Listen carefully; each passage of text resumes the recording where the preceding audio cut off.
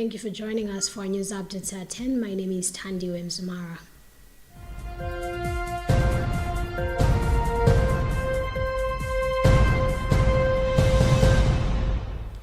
Speaking after the recitation of the Angelus Prayer on Sunday, Pope Leo XIV turned his thoughts to the suffering of communities in the eastern part of the Democratic Republic of Congo, DRC, where he said a grave humanitarian crisis continues to unfold. Ongoing violence has left countless families with no choice but to flee their homes. The Pope described the population as facing great difficulties, noting that many have been forced to seek refuge beyond the country's borders, particularly in neighboring Burundi, as insecurity and armed conflict persist in the region. On Monday night, at least 18 people lost their lives when heavy rains triggered a landslide in a city in the eastern part of the country, further deepening an already fragile humanitarian situation.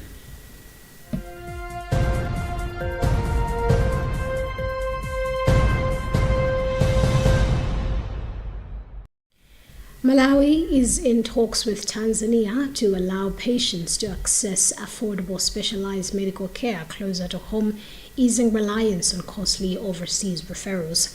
Minister of Health Madaliso Waloi disclosed this during a visit to Benjamin Mkapa Hospital, noting that about 1,900 Malawians are currently awaiting treatment abroad. She said the proposed partnership would include patient referrals, health worker training, joint research, and sharing medical expertise. Tanzania's Minister of Health, Mohamed Mchengerwa, has welcomed the initiative, describing it as mutually beneficial. If finalized, the agreement could improve access to the specialized care for many Malawians.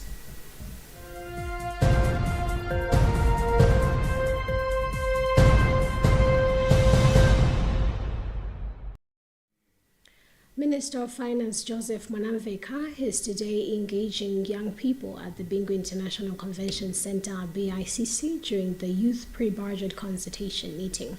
The engagement provides a platform for youths to present their views and priorities ahead of the national budget, with discussions expected to center on employment, entrepreneurship, education, and economic empowerment. Officials say the meeting is part of efforts to promote inclusive budget consultations and ensure that young people play an active role in shaping Malawi's economic and development agenda.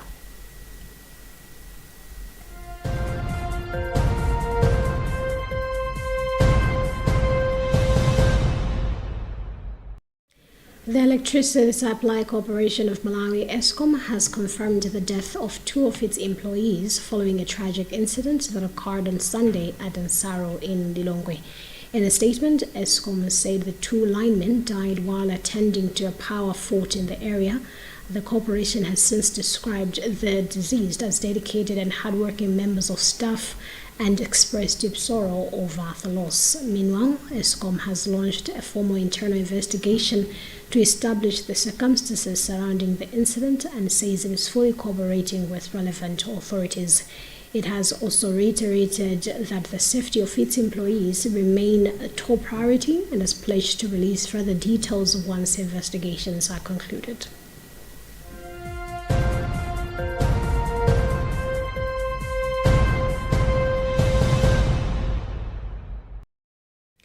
And in other news, Ugandan authorities have partially restored internet services late on Saturday after 81-year-old President Yoweri Museveni won a seventh term to extend his rule into a fifth decade with a landslide victory rejected by the opposition. Users reported being able to reconnect to the internet around 11 p.m. local time on Saturday, and some internet service providers sent out a message to customers saying the regulator had ordered them to restore services, excluding social media. State-run Uganda Communications Commission said it had cut off internet to curb misinformation, disinformation, electoral fraud, and related risks.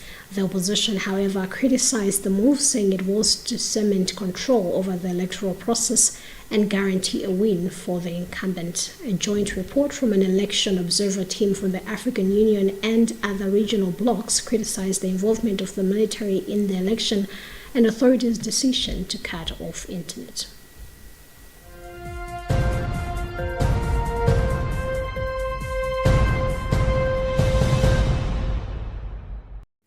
And that is about what we had time for in this edition of our news updates at 10. But remember that we have these updates and many more on our social media platforms. We are on Facebook at Luntha Television, and on YouTube we are at Luntha TV Official.